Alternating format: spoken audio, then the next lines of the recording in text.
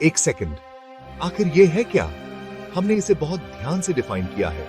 ये ड्यूरेशन है 9 अरब 192 million 631,770 periods. उस रेडिएशन के जो सीजियम एक सॉट एंड टीज एटम के ग्राउंड स्टेट के दो हाइपरफाइन लेवल्स के बीच ट्रांजिशन से जुड़ी होती है। एकदम प्रिसाइज इंसानों की बनाई हुई डेफिनेशन समय के एक ऐसे हिस्से के लिए जो हमारी उंगलियों से फिसल जाता है, अक्सर बिना ध्यान दिए। ये घड़ी की टिक टिक है, एक तेज सांस है, एक पल में आने वाला ख्याल है। लेकिन अगर हम अपने ह्यूमन सेंट्रिक नजरिए से बाहर देखें तो ये छोटा सा सेकंड बदल जाता है। ये एक बहुत बड़ा मैदान बन जाता है जहां यूनिवर्स अपने सबसे शानदार करतब दिखाता है। लाइट बहुत लंबी दूरियां तय करती है, तारे पैदा होते हैं और मरते हैं, गैलेक्सीज नाचती हैं और स्पेस का ताना बाना फैलता है। हैरान होने के लिए तैयार हो जाइए, शायद थोड़े चौंक भी जाएं जब हम जानेंगे कि इस कायनात में घड़ी की हर टिक टिक में कितनी सारी घटनाएं, कितनी रॉ पावर और कितनी अनोखी सुंदरता भरी हुई है। इस कायनात के बड़े से थिएटर में एक अल्टीमेट स्पीड लिमिट है, एक यूनिवर्सल कांस्टेंट जिसे मास वाली कोई भी चीज पार नहीं कर सकती। ये है वैक्यूम में लाइट की स्पीड, जिसे सी लेटर से दिखाते हैं। ये सिर्फ तेज नहीं है, ये सबसे तेज है जितना कुछ भी ट्रैवल कर सकता है। हर सेकंड फोटॉन्स, जो लाइट के पार्टिकल्स होते हैं, एक गजब की जर्नी पर निकलते हैं। तो पलक झपकते ही इस एक सेकंड में लाइट कितनी दूर ट्रैवल करती है?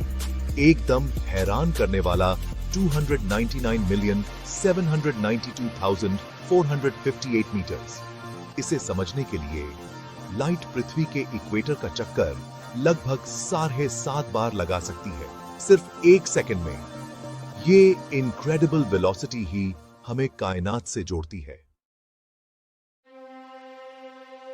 यूनिवर्स बनने और बिगड़ने की एक डायनामिक जगह है और तारे इस कॉस्मिक ड्रामा के मेन एक्टर्स हैं। सिर्फ एक सेकंड में भी तारों के जन्म और मृत्यु की प्रक्रियाएं लगातार चलती रहती हैं। पूरे ऑब्जर्वेबल यूनिवर्स में ऐसा अनुमान है कि हर सेकंड हजारों तारे पैदा होते हैं। जरा सोचिए, जब आप ये सेंटेंस PRH रहे हैं, दूर नेबुले में नए सूरज जल रहे हैं, गैस और डस्ट के बड़े बड़े बादल अपनी ही ग्रेविटी से सिकुड़ रहे हैं। जैसे तारे पैदा होते हैं, वैसे ही वे मरते भी हैं और कुछ तो बड़े शानदार तरीके से खत्म होते हैं। मैसिव स्टार्स, हमारे सूरज से कई गुना ज्यादा मास वाले तारे, अपनी जिंदगी सुपरनोवा नाम के भयानक एक्सप्लोजन्स में खत्म करते हैं। साइंटिस्ट्स का अनुमान है कि ऑब्जर्वेबल यूनिवर्स में लगभग हर सेकंड एक तारा सुपरनोवा बनकर एक्सप्लोड होता है। इमेजिन, कहीं बाहर अभी इसी वक्त एक बहुत बड़ा तारा खुद को फाड़ रहा है, कुछ देर के लिए अपनी पूरी होस्ट गैलेक्सी से भी ज्यादा चमक रहा है। इन जलती हुई भट्टियों में गोल्ड, सिल्वर और यूरेनियम जैसे भारी एलिमेंट्स बनते हैं और फिर स्पेस में फैल जाते हैं। तो हर सेकंड यूनिवर्स सिर्फ तबाही ही नहीं देख रहा, बल्कि वो जरूरी कॉस्मिक रिसाइकलिंग भी कर रहा है, जिससे हमारे जैसे जीवन का होना पॉसिबल होता है। हमारी अपनी प्लैनेट अर्थ इस कॉस्मिक बैले में एक डायनामिक घुमक्कड़ है। सिर्फ एक सेकंड में ये काफी ट्रैवल कर लेती है। इक्वेटर पर खड़े होकर आप पृथ्वी के साथ लगभग 460 मीटर्स पर सेकंड की स्पीड से घूम रहे हैं। तो एक सेकंड में आप पृथ्वी के रोटेशन की वजह से लगभग आधा किलोमीटर पूरब की ओर चले गए हैं। लेकिन इतना ही नहीं, अर्थ सूरज के चारों ओर अपने ऑर्बिट में स्पेस में तेजी से घूम रही है। इसकी एवरेज ऑर्बिटल स्पीड लगभग 29.8 किलोमीटर पर सेकंड है। हर सेकंड हमारी पूरी प्लैनेट हम सबके साथ अपने विशाल ऑर्बिटल रास्ते पर लगभग 30 किलोमीटर आगे बढ़ जाती है। ये लगातार मोशन सिर्फ अर्थ के लिए यूनिक नहीं है। हमारे सोलर सिस्टम का हर प्लैनेट और किसी भी स्टार का चक्कर लगाता हर प्लैनेट लगातार मूवमेंट में है। सेक्शन 5, गैलेक्टिक ग्रैंडर, यूनिवर्स का शाही घुमाव चक्र। अपने सोलर सिस्टम से जूम आउट करके देखें तो हम खुद को मिल्की वे गैलेक्सी में पाते हैं। हमारा सोलर सिस्टम गैलेक्टिक सेंटर का चक्कर लगा रहा है। सन को ऐसा एक ऑर्बिट पूरा करने में 230 मिलियन साल लगते हैं। हमारा सोलर सिस्टम मिल्की वे के कोर के चारों ओर 143 माइल्स पर सेकंड की स्पीड से ट्रैवल करता है। मिल्की वे भी मोशन में है और ये रोटेट करती है। गैलेक्सी के अलग अलग हिस्से अलग अलग स्पीड से रोटेट करते हैं। हर सेकंड हमारी गैलेक्सी के स्टार्स अपनी पोजीशंस बदल रहे हैं। 20वीं सदी की सबसे प्रोफाउंड डिस्कवरीज में से एक ये थी कि यूनिवर्स फैल रहा है। ये ऐसा नहीं है कि गैलेक्सीज पहले से मौजूद स्टैटिक स्पेस में घूम रही हैं, बल्कि स्पेस टाइम का ताना बाना खुद ही स्ट्रेच हो रहा है और गैलेक्सीज को अपने साथ ले जा रहा है।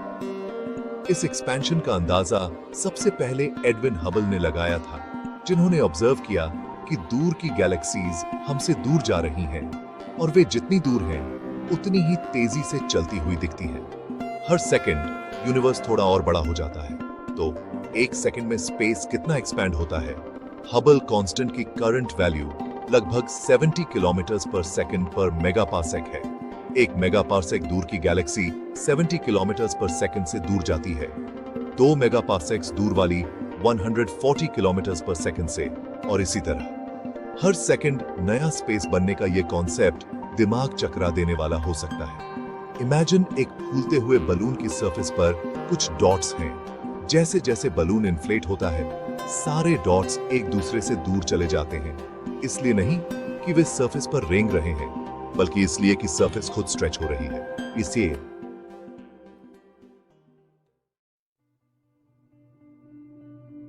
यूनिवर्स के बारे में हमारी अंडरस्टैंडिंग अधूरी है। अगर हम सिर्फ उस मैटर और एनर्जी को कंसिडर करें जिसे हम डायरेक्टली ऑब्जर्व कर सकते हैं, लुमिनस स्टार्स, ग्लोइंग नेब्युले और रेडियंट गैलेक्सीज कायनात के कुल मास एनर्जी कंटेंट का सिर्फ लगभग 5% हिस्सा है। बाकी हिस्सा मिस्टीरियस कंपोनेंट से बना है। डार्क मैटर लगभग 27% और डार्क एनर्जी लगभग 68%। हालांकि ये हमारे टेलीस्कोप्स को इनविजिबल है, लेकिन इनके ग्रेविटेशनल इन्फ्लुएंसेस बहुत प्रोफाउंड हैं और हर सिंगल सेकंड महसूस होते हैं, जो यूनिवर्स को शेप देते हैं। डार्क मैटर मिसाल के तौर पर लाइट को ना तो इमिट करता है, ना एब्जॉर्ब और ना ही रिफ्लेक्ट करता है, इसीलिए इसका ये नाम है। डार्क मैटर की प्रेजेंस का अंदाजा विजिबल मैटर पर पड़ने वाले इसके ग्रेविटेशनल इफेक्ट से लगाया जाता है। फॉर एग्जाम्पल, गैलेक्सीज उम्मीद से कहीं ज्यादा तेजी से रोटेट करती हैं अगर सिर्फ उनके विजिबल मैटर को उनके मास का आधार माना जाए। ये डिस्क्रेपेंसी बताती है कि उनके चारों ओर अनसीन मैटर का एक वास्ट हेलो है जो एक्स्ट्रा ग्रेविटेशनल पुल देता है। जब कॉस्मोस इतने अनइमेजिनेबल स्केल्स पर अपना ग्रैंड बैले कर रहा होता है, ठीक उसी वक्त आपके अपने बॉडी के अंदर भी हर सिंगल सेकंड उतनी ही अस्टॉनिशिंग यूनिवर्स ऑफ एक्टिविटी चल रही होती है। कंसिडर कीजिए केमिकल रिएक्शंस की शेयर नंबर को। ऐसा एस्टिमेटेड है कि आपके बॉडी की सेल्स में हर सेकंड टेंस ऑफ मिलियंस, शायद बिलियंस केमिकल रिएक्शंस होते हैं। ये रिएक्शंस एनर्जी के लिए फूड को ब्रेक डाउन करने से लेकर प्रोटीन्स को सिंथेसाइज करने और डीएनए को रिपेयर करने तक हर चीज के लिए रिस्पॉन्सिबल है। घड़ी की हर टिक के साथ मॉलिक्यूलर एक्टिविटी की एक फ्लरी होती है जो आपको अलाइव और फंक्शनिंग रखने के लिए एसेंशियल है। सेलुलर लाइफ रिन्यूअल और रिप्लेसमेंट का एक कांस्टेंट साइकिल है।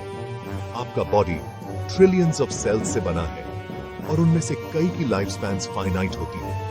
हर सेकंड आपकी मिलियंस ऑफ सेल्स मरती हैं और मिलियंस ऑफ न्यू सेल्स उनकी जगह लेने के लिए पैदा होती हैं।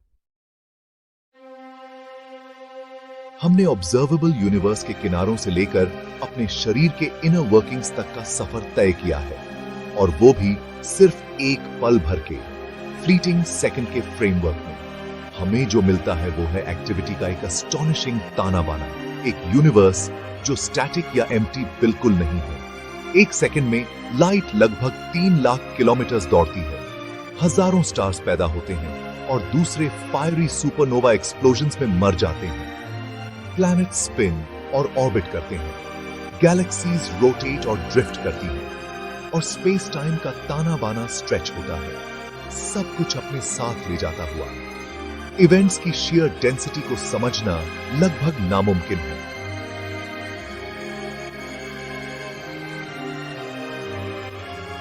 सब एटॉमिक पार्टिकल्स की क्वांटम जिटर से लेकर ग्रैंड कॉस्मिक एक्सपेंशन तक ये रिलेंटलेस एक्टिविटी आपस में इंटरकनेक्टेड है।